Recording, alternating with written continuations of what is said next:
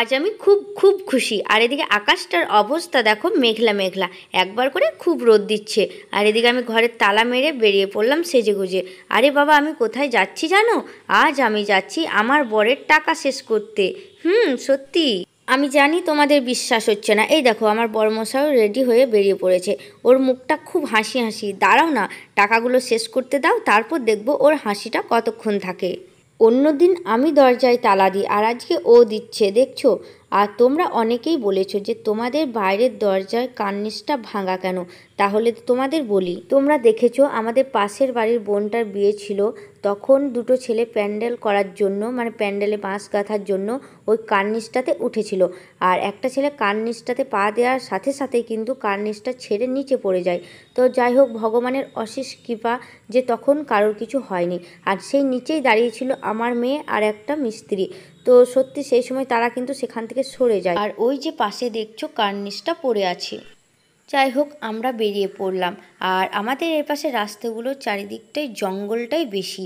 তোমরা এর আগেও এই জঙ্গলটা দেখেছো, তো আবার তোমাদেরকে দেখালাম। আর আজকে মেয়েটাকে আনিনি, মেয়েটার খুব শরীর খারাপ, ওর জেম্মার কাছে ওকে রেখে দিয়ে এসেছি। তো মেয়েটা বুঝে গেছে যে আমরা ফ্রিজ কিনতে যাচ্ছি, তাই ওর জেম্মার কাছে খুব কান্নাকাটি করছে। ওর জেম্মা ফোন করেছিল। তো তোমাদের সাথে কথা বলতে বলতে দেখো আমরা সেই দোকানটায় চলে এসেছি। এ মা, দেখেছো? তোমাদেরকে ভালোভাবে বলতেই ভুলে গেছি। তো বন্ধুরা, আজ আমরা ফ্রিজ কেনার উদ্দেশ্যে এসেছি। তো সব কিছু সম্ভব হয়েছে শুধুমাত্র তোমাদের জন্য, তোমাদের আশীর্বাদ ও ভালোবাসায়।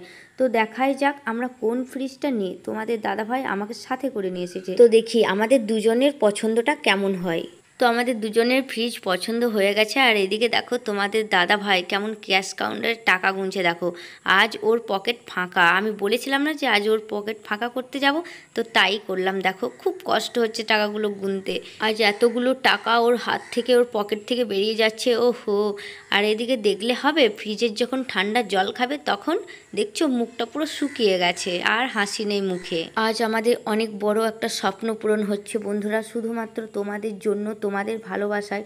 সত্যি তোমরা যদি আমাদের পাশে না থাকতে, তোমরা যদি আমাদের এভাবে সাপোর্ট না করতে, তাহলে আমরা কোনোদিনও এগিয়ে যেতে পারতাম না। সব কিছু হয়েছে শুধুমাত্র তোমাদের জন্য। তাই তোমাদের বলি, তোমরা সব সময় এভাবে আমাদের পাশে থাকবে, আমাদের সাথে থাকবে, আর আমাদেরকে এভাবেই সাপোর্ট করবে, যাতে আমরা পরবর্তী সময়ে আরও অনেকটা দূর এগিয়ে যেতে পারি। এবার কিন্তু আমার চোখে জল আসছে, কারণ এত বড় একটা স্বপ্ন পূরণ হবে আমাদের, আর তাতে আবার খুব তাড়াতাড়ি। এটা আপনারা কোনোদিনও ভাবতে পারিনি, বিশ্বাস করো। তো চলো বন্ধুরা, আজকের মতো আমাদের কাজ শেষ। আজ আমরা কি কি জিনিস নিলাম, কেমন নিলাম, সেটা তো তোমরা অবশ্যই দেখতে পাবে। আর মেয়েটাকে তো আনিনি, মেয়েটা খুব কান্নাকাটি করছে, বারবার ফোন করছে, ভিডিও করছে। তো চলো, এবার কিন্তু তোমাদের সাথে দেখা হবে পরের ব্লগে। টাটা।